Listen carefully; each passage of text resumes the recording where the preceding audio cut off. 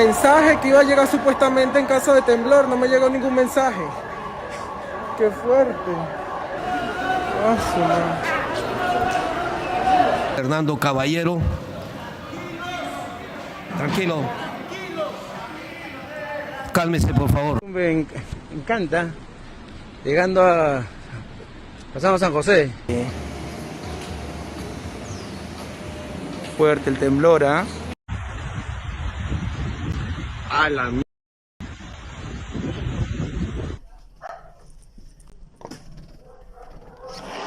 ¿Está temblando? ¡Vicente! ¡Ven, ven, ven, ven! Viene más fuerte. Viene más fuerte.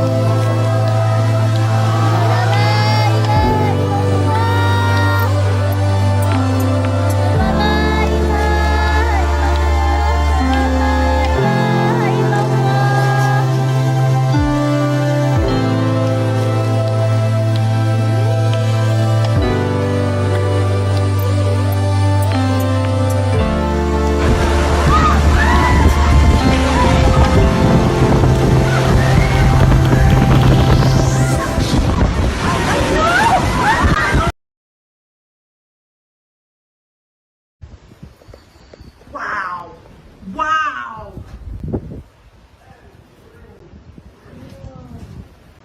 Wow, it's like Mars out here. This ain't even picking up the color.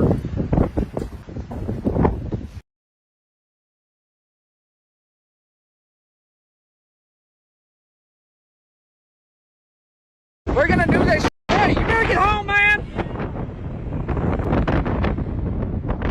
Holy is she rolling in? The net is ripping off.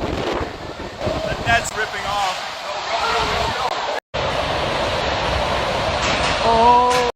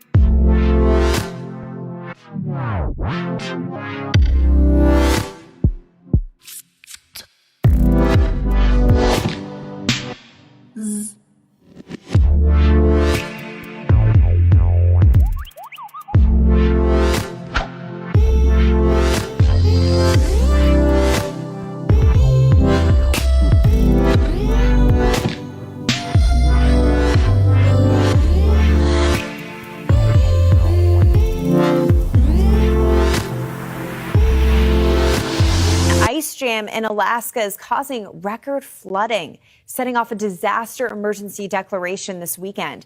Now, the National Weather Service in Fairbanks shared this video from the town of Manly Hot Springs. The National Weather Service said flood levels were at the highest they've been in 45 years, and they were approaching the record set back in 1956. Tornado almost came through here. Look at the hood on that car.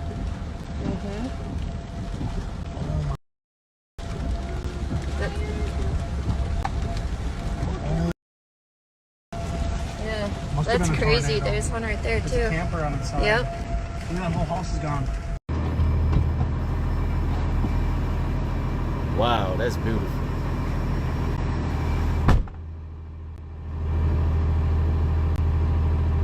At 5:51 in the morning, this is what we see in the sky.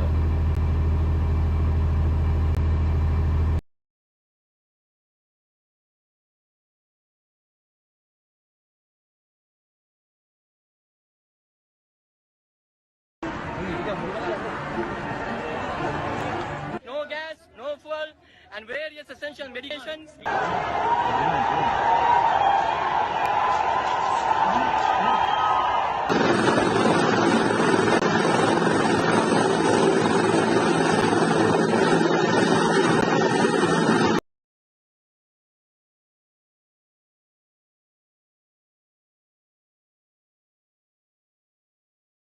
I decided to proceed with my own research and to produce my own videos on the subject. Now, over a year later, and after 100 videos with you, we have looked through countless accounts of what we have labeled the Old World, a CIA document that was released to the public in recent years, but the document itself comes to us from right after World War II. It details how the Soviet Union was rewriting the history of a land known as Tartary.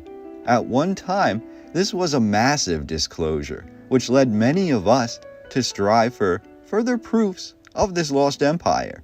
However, that document, in my opinion, is just a small morsel or crumb compared to the overarching narrative which is being hidden behind closed doors. These things have been in there hours. You put in metal, it may, if the metal did not melt, at least it would conduct the heat and keep the heat for so long that you couldn't get near it, well, you know, within hours. Well, look at that. I mean, you can take this off. It dissipates the heat so quickly that you can actually pick these up while they're glowing, molten in the middle. How hot are they? No, they were in the oven at 2,200 degrees. Wow.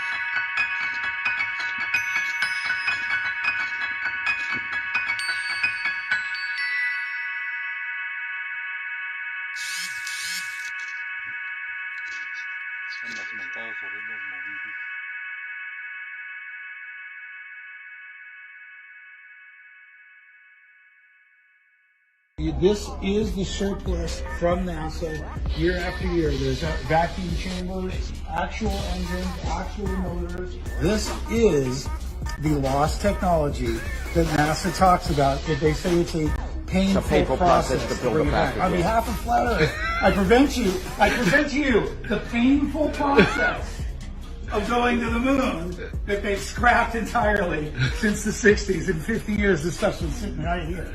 So we're in a place called Norton Sales. It's in North Hollywood, and they've been buying surplus for years. At the end of a project, Gemini, Apollo, or something, by government process, it shuts down fiscally, and it has to go to auction, and they sell the entire building, desks and everything.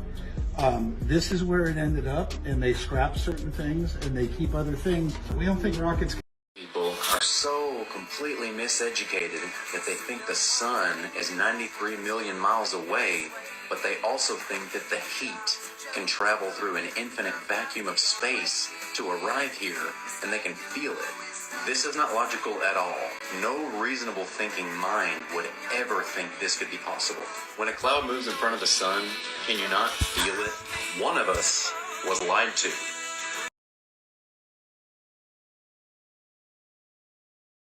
To become a junior vice president. As stated, I had a life that anyone would be jealous of.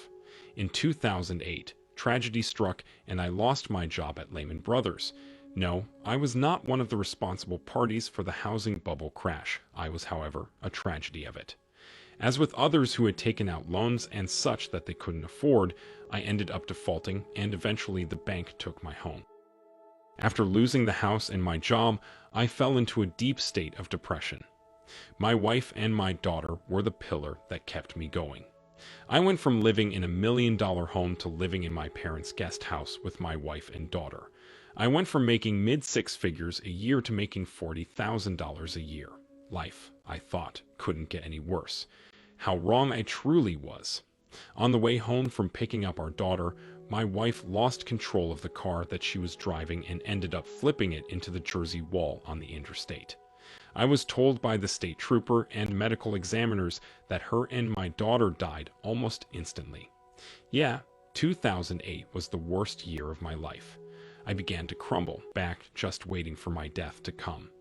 I am not sure what happened after that. I remember closing my eyes and then there was nothing. I cried out to my wife and daughter, telling them how much I loved and missed them. I knew that my fate was sealed. That is when I heard it.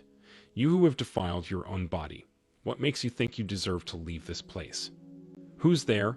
I remember asking timidly. It only kept repeating its first question over and over. I don't deserve to leave, I said weakly. Yes, I have brought this suffering onto myself, but I had no idea what else I was supposed to do. I still had no idea who or what this voice was. It was neither malicious or joyful. It sounded more like it was bored that it had to deal with me. Its words, when it spoke again, chilled me. Even though I didn't have flesh or bone, the words chilled me. Are you ready to be judged? The voice in the darkness asked. Yes, let's just get on with it. Stop wasting my time. I said, but used a lot of other bad words. Very well, you will be judged based on what you did and didn't do in your life. It said. The area where the speck of light was immediately illuminated the area, and I was watching myself in high definition. I saw where I had lied and cheated my friends out of money earned for doing various odd jobs by telling them that homeowners had paid less than what we expected. I watched as I backstabbed a coworker over an important job that they had done most of the work on, so that I got the credit instead of them. That same coworker who subsequently went home and took their own life after they were fired. Lastly, I saw the one that truly shattered my soul. While out of town on business, I cheated on my wife. The worst part was that she knew the entire time. I had lied and stolen and committed just about every sin known to man. I knew that I was undeserving. The life review sputtered a bit, and then I saw my wife and baby girl flash on the screen. Please stop, I said. The life review stopped on the screen where my wife had just given birth. Due to work, I missed that as well. The life review continued on. It showed how I was always too busy to play with my daughter or take my wife out to dinner. Finally, it stopped on me sitting back in that recliner. No movement. Nothing. What do you have to say? Asked the voice. There is nothing to say. I am a horrible person. I thought all this time I was a good person, but in the end I wasn't. Stand. There are people here to see you, he instructed. When I got to my feet, I saw my Jade first. All of the emotion that I had been keeping down burst forth like a broken dam. All I could do was mutter how sorry I was, that I was always too busy with work to play with her. It's okay, Daddy, you're here now. We played games for hours like any father should do. I ran with my baby girl. It was something that I wished would never end. Then I caught a glimpse of Donna in the distance. I thought about how I wanted to be beside her, and I was. I hugged her and told her how sorry I was. It's time to go, Jacob, Jesus said to me. Please no, I want to stay. I can't do this without them, I cried. Jesus placed his arm on me, and I immediately felt a calmness and love that no amount of words can describe. He then said, you don't have to do it without them. They are always here with you. As he touched my chest, I felt what can only be described as an electrical sensation around that area. I looked up in time to see Jade waving to me and mouthing what appeared to be the words, "Bye, Daddy." I awoke to find multiple medical professionals frantically working on me. He's back, doctor. I heard one of the nurses scream out. Then came the barrage of questions. Do you know what day it is? Do you know where you are? Do you know who the President of the United States is? Over the next several days, I found out that my mom had been the one to find me. I found out that one of the two main arteries in my heart was 100% blocked, and the other one was 40% blocked. The loss of oxygen to the brain has caused some issues, but nothing that hasn't healed over time. I will not say that life immediately improved after my experience. What I will say is that after many months of struggling, I kicked my habits and began to get my life back together. I became a member of my local church and was baptized after accepting Jesus as my Savior. Through that church and my faith, I am happy to say that I am going on 10 years clean. If you have kids, go play with them. Tell them you love them. Trust me, your work can wait an hour or 10. It can always wait. Don't be like me. The loss that I feel daily will never go away, but I know that Donna and Jade are waiting for me. As much as I wanted to stay, God gave me a second chance, a chance that he did not have to.